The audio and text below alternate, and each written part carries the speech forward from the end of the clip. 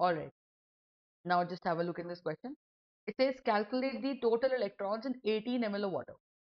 अच्छा, देखो वाटर की बात कर रहा है, तो वाटर का डेंसिटी हमको याद रखना है. डेंसिटी ऑफ वाटर जो होता है वो होता है 1 ग्राम पर ml. तो अगर डेंसिटी ऑफ वाटर इज 1 ग्राम पर ml, तो हम यहाँ से क्या बोले कि भाई density is equal to mass upon volume. तो डेंसिटी मास दे रखा नहीं है, मेरे को मास ऑफ वाटर निकालना है. Volume of water is 18 ml question में दे रखा है, और डेंसिटी की वैल्यू होती है 1 ग्राम पर ml.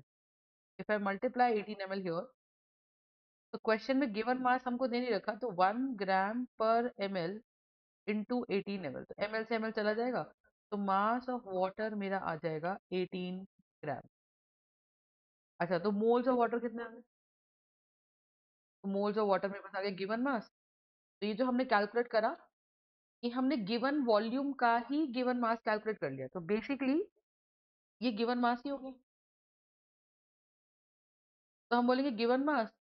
और पानी का मोलर मास कितना होता है, वाटर का मोलर मास कितना होता है, आप बताओ. H2O का मोलर मास होता है हमारा 1 टाइम्स 2 प्लस 16, तो दैट शैल बी 18 ग्राम्स पर मोल, है ना. तो ये बनेगा given mass by molar mass, तो ये आंसर आ जाएगा 1. अब समझो H2O के अंदर सीन क्या है. H2O के अंदर सीन क्या है कि भाई H2O के अंदर एक एच का, एक एटम H का, एक एटम H का और एक एटम O का. ठीक है. तो हाइड्रोजन में एक इलेक्ट्रॉन होता है, दूसरे हाइड्रोजन में एक इलेक्ट्रॉन होता है, न्यूट्रल ऑक्सीजन में 8 इलेक्ट्रॉन होते हैं. ठीक है. अगर दूसरे में 8 इलेक्ट्रॉन होते हैं, तो total one molecule of water, तो one molecule of water contain 10 electron. सही बात है. And if they contain 10 electron, तो इसका मतलब क्या होगा मुझे बताओ. कि भाई एक मॉलिक्यूल में 10 इलेक्ट्रॉन्स है. हमारे पास 1 मोल वाटर मॉलिक्यूल है. 1 मोल वाटर मॉलिक्यूल का मतलब 6.022 इंटू 10⁻23 वाटर मॉलिक्यूल. तो इसका मतलब ये हो गया मेरे पास कि भाई एक मॉलिक्यूल में 10 इलेक्ट्रॉन, तो देयर बाय वन को मैं क्या बना लूं, 6.022 इंटू 10⁻23 वाटर मॉलिक्यूल्स में कितने electron.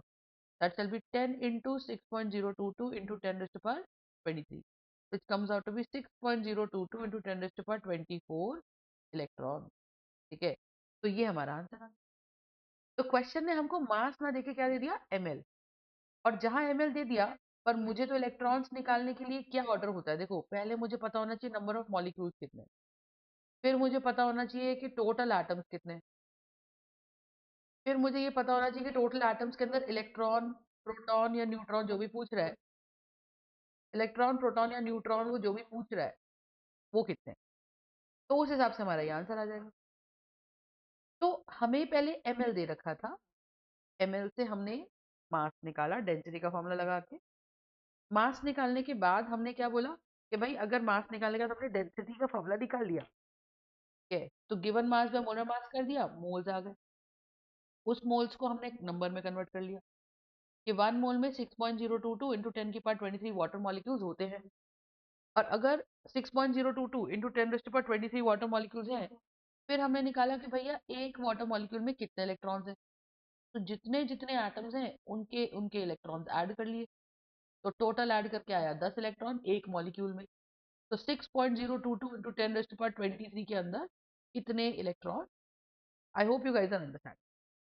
So this is how this question is to be solved. Thank you so much.